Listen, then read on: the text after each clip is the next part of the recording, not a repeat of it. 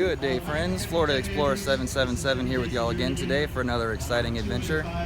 Today I'm here at the Farmers and Flea Market on Spring Hill Drive in Brooksville, and we're here with the Sheriff's Office, and they're going to do a K9 routine for us real quick.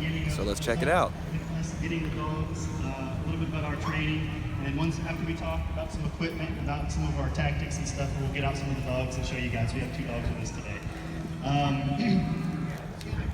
Typically, to get into the K9 unit, you have to be a deputy for several years. Like I said, we have a 5-person unit. Each handler has 1 dog. All of the dogs, when they're fully trained, are called dual-purpose dogs, so they do patrol work as well as narcotic work. There's a lot of training involved as far as the deputy side goes. Typically what we do is we train with the unit for a while. I know I trained for several years, he trained for several years, catching the dogs, taking notes. That way when we have an opening in the unit, you're kind of a step ahead, where you know what you're doing. You're used to being around the dogs, you know that you like it, because the last thing you want to do is get into being a canine handler and then figure out you don't like it. Because there's a lot of extra work that goes into it. A huge question we get all the time, what kind of dogs do we have, how old are they, that kind of thing.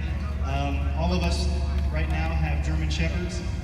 We typically get them when they're about 1.5 years old. All of our dogs we buy from a vendor who imports them from overseas. So my dog is from Germany. I'm not sure where his dog's from, I think Germany now.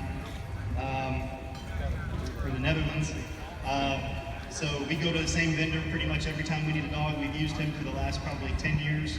And he gets some really good dogs over there. There's a whole testing process we go through. We want to make sure they're environmentally sound, they're not scared of anything, and then we start our training. The initial training is our patrol school, and when we get these dogs, they're not trained at all. We get them, they're called green dogs. They don't know really anything. They don't have any obedience, any apprehension work, anything put onto them. We have to do all that ourselves. So we typically go to a school, patrol school, which lasts 16 weeks. So every single day for 16 weeks, it's you and the dog. And it's a bonding process as well as a lot of training. And that's where we go into the dogs being able to do obedience work, apprehension work.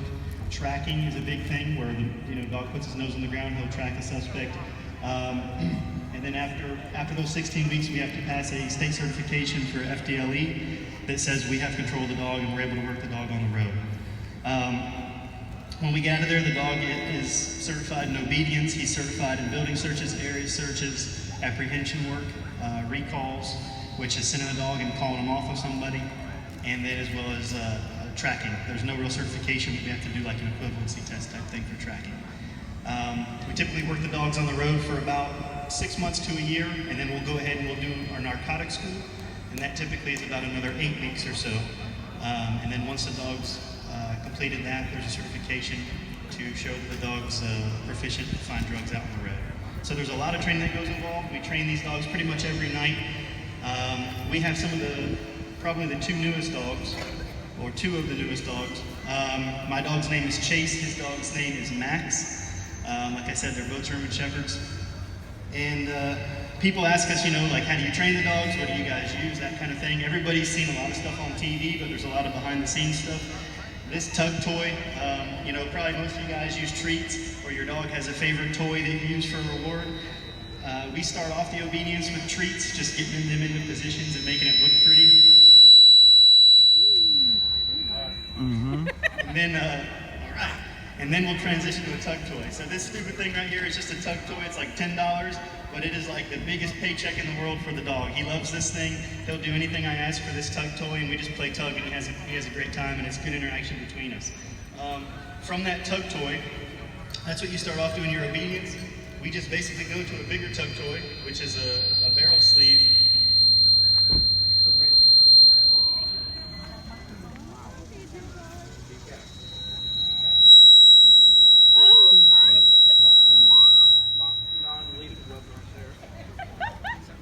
All right. So that's a barrel sleeve. It's got what's called a bite bar in it.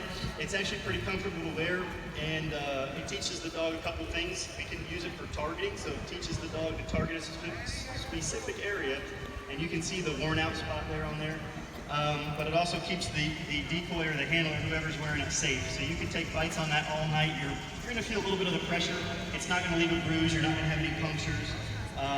And it's easy to manipulate the dog and get them in the right positions and work on the out, because the dogs have to be able to bite it, but they also have to be able to release it on command.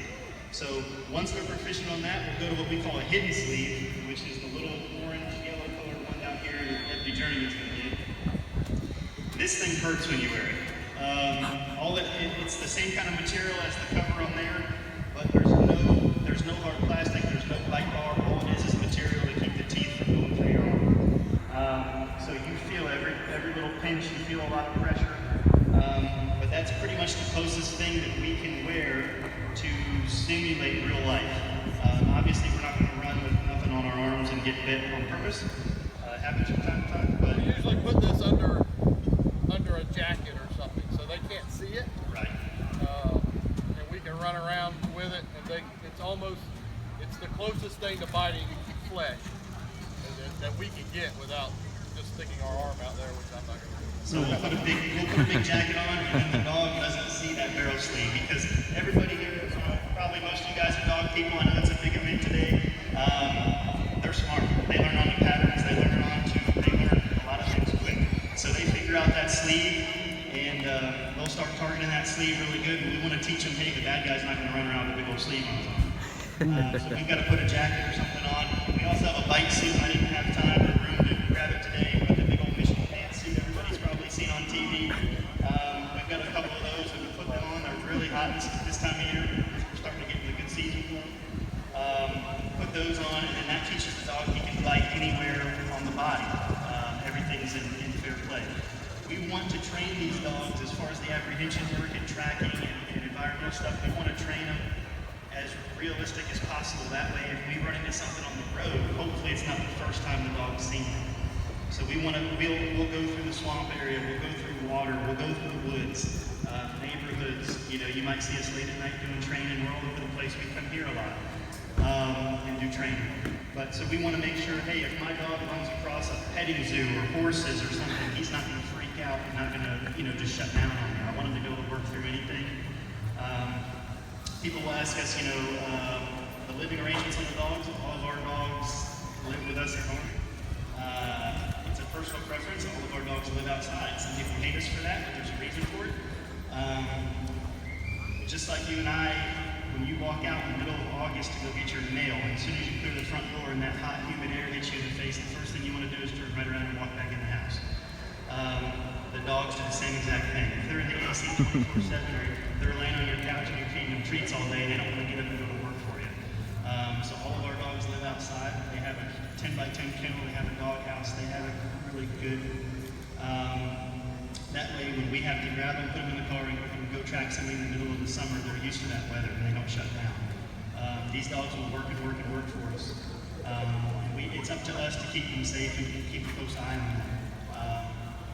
As far as equipment goes in the car, a lot of people ask us about the car. It's a standard patrol car. The back seat is totally outfitted with a kennel. So there's no back seat. It's got a flat platform.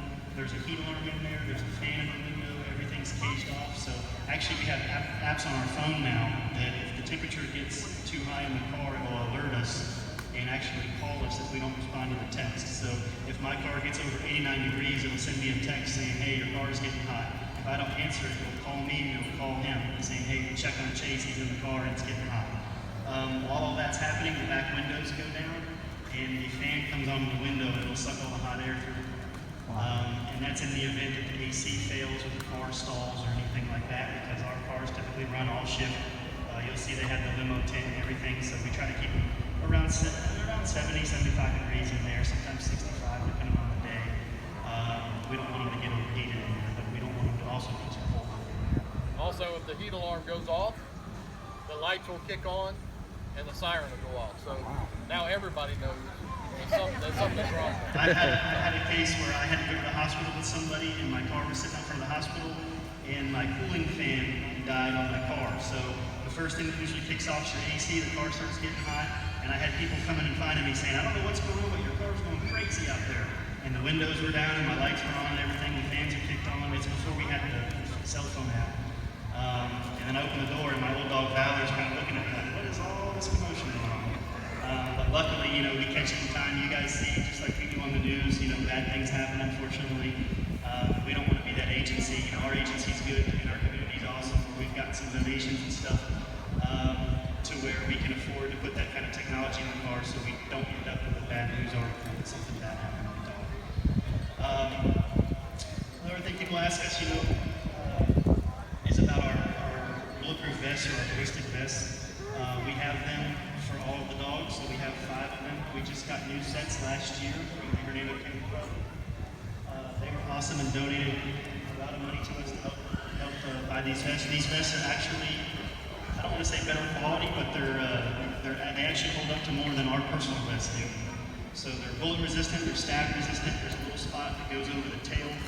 It covers the breastplate and it covers all around it. The only problem with these vests, and you won't see our dogs wearing them all the time, is because of the heat. They're very hot.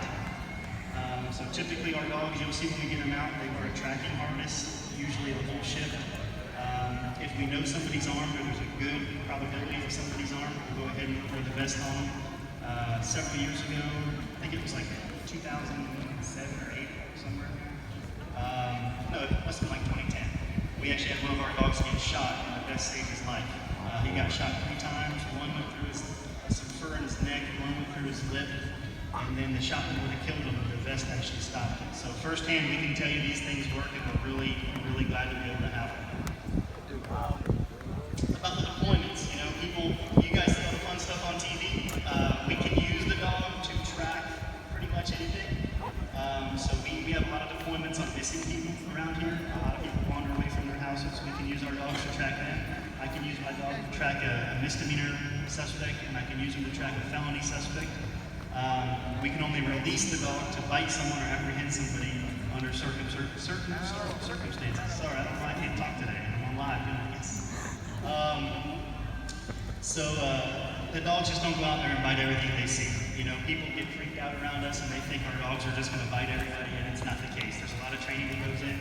Seeing a big crowd, I'm sure they're going to get excited when they come out, and that'll be a training thing that we have to probably work on. But they're not just going to run up and start biting everybody. But when we do get them out, we just ask you guys, you know, don't scream, don't make a lot of noise, don't try to get their attention, let them focus on us. They should be focused on us anyway. But if they did get loose, if you stay still and don't try to pet them or anything like that, there's going to be no problems. So you want to do some BT stuff? So Deputy Jernigan's going to get Max and do a little bit of obedience. They'll probably do a little bit of bite work. He'll do some healing, some basic stuff that we have to do to be able to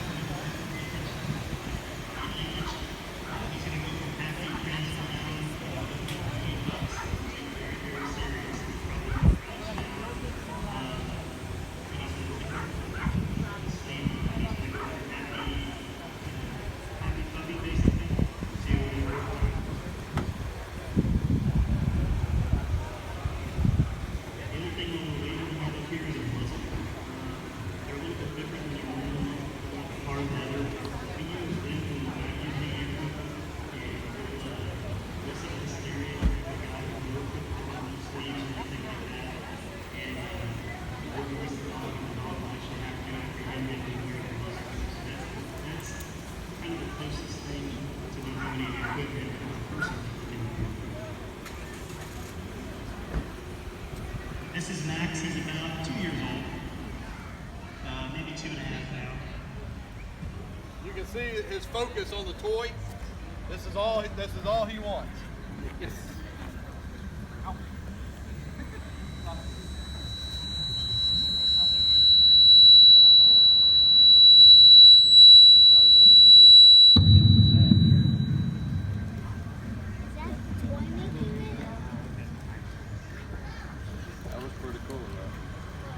Dog didn't lose focus.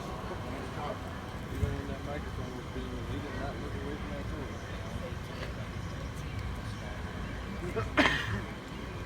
Six.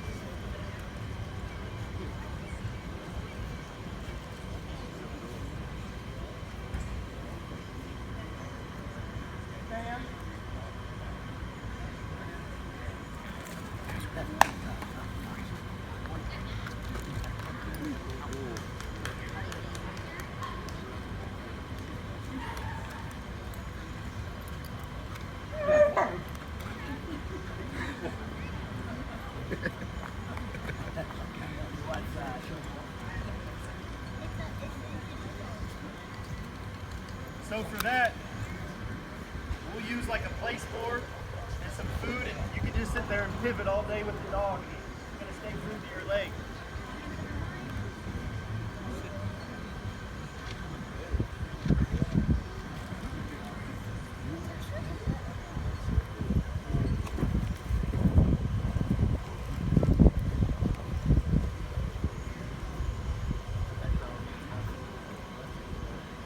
I can use voice or hand for pretty much anything that I want him to do.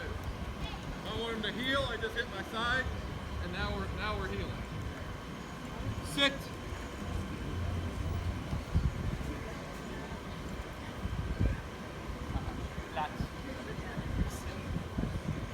As far as the commands go, I think both of us it's kind of preference to the handle. Most of us use kind of a German, English hybrid kind of thing.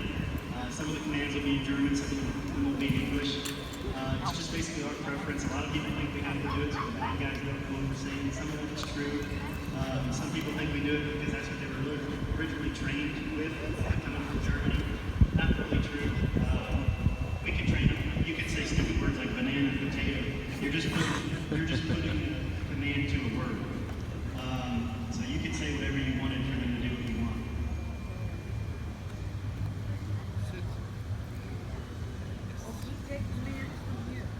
You can see that all he wants is that toy. That's it. Now he's like, hey, there's people here.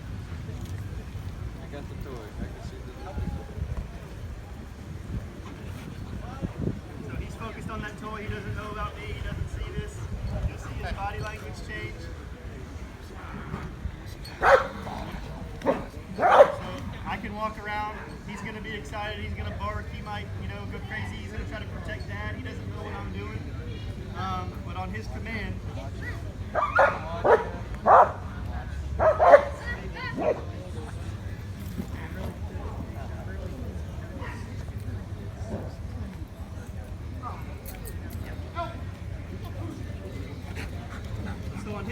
he wants to be able to release him on me.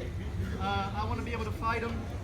Today's kind of easy doing the demonstration. And when we do our training, we want to teach them to be the biggest, baddest things they can be. When they get out of the car, they think they're going to win. Okay? So we'll put some pressure on him. But now he's going to be all amped up.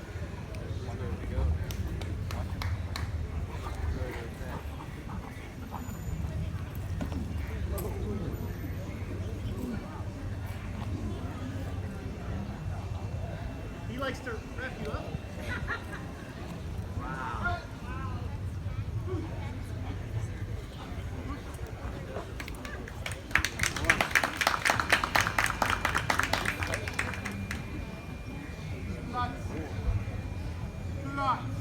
So if I'm no threat, I can stand here.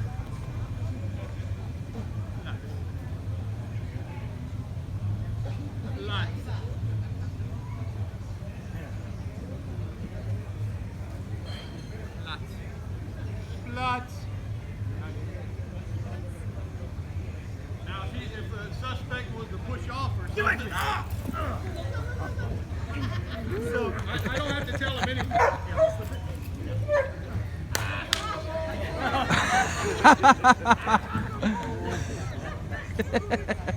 So he's not waiting. He's not waiting on that command when it comes down to protection. They're going to protect us. Where you going, Max? And that right there, that's his paycheck. He just won the biggest war there is because he took the guy's arm off and now he's got a toilet paper.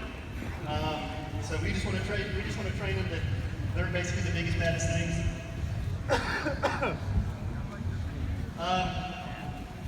That's really it for the demo. We'll hang around if you guys have any questions or anybody wants to talk to us kind of one-on-one, check out some equipment.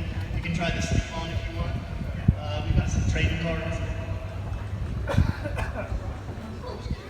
that we can give out. And just want to thank y'all for having us. What about the... Let's give it up one more time for the deputies.